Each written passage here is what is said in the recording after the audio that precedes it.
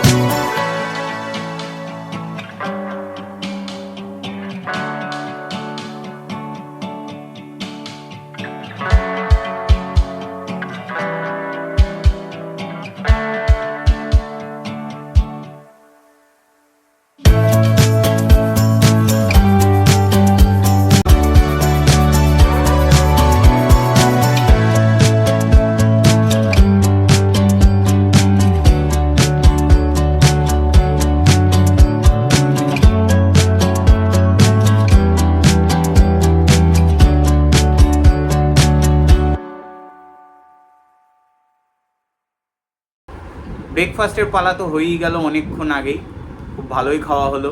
এখন হলো দুপুরবেলা মা বলছে ছানার ডালনা করবে, তো ওটা আপনাদের এখন দেখাবো।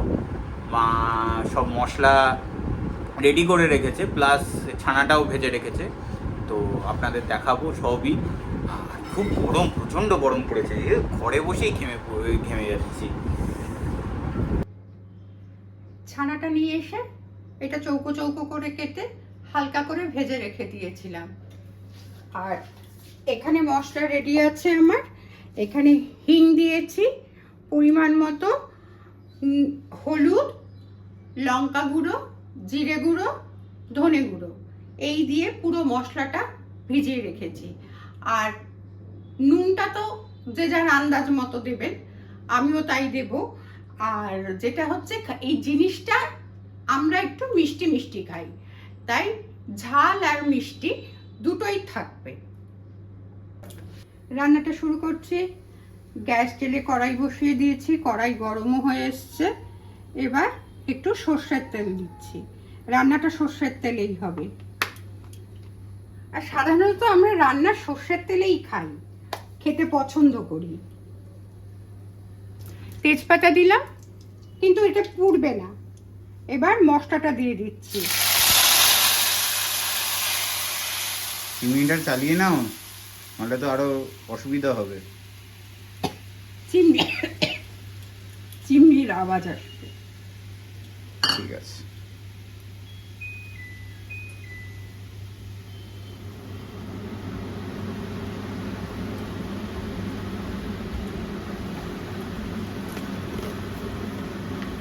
নুন দিচ্ছি,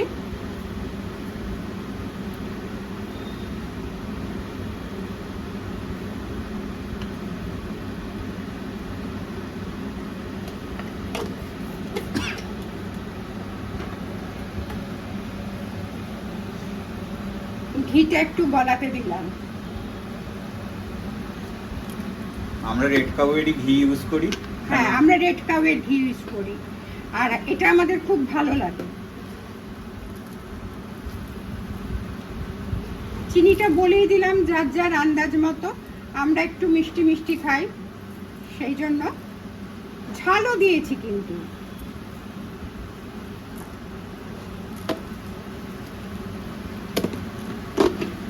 আর এটা মিষ্টি মিষ্টি খেতে ভালো লাগে, ছানা তো মিষ্টি মিষ্টি ভালো লাগে।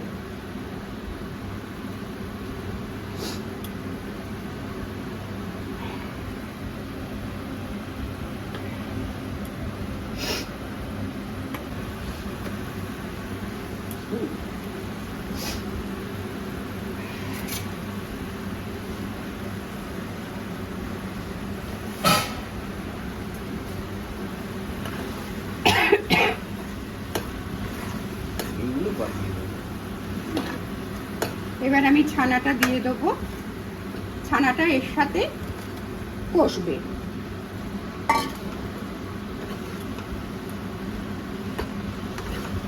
তাহলে ছানার ভেতরে এই সমস্ত মশলাগুলো একটু একটু করে ঢুকে যাবে, যদি আমি এই মশলার সাথে এটা কষিয়ে নিই।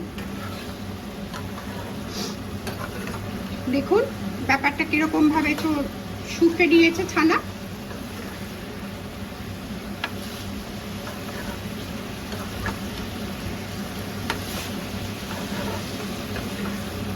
এবার জল দিয়ে দেবো।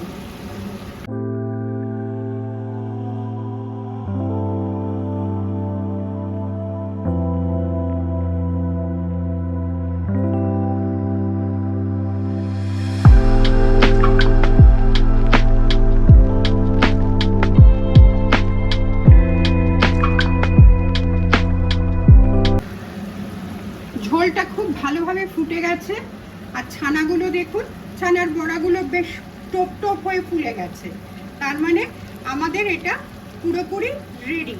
এবার ঘি দেব,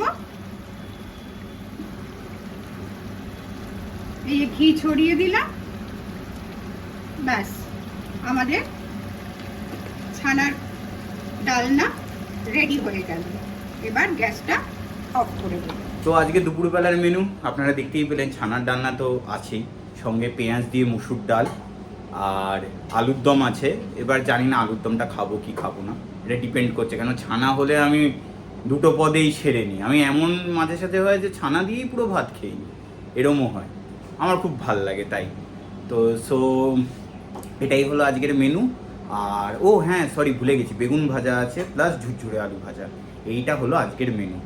এবার টাটা।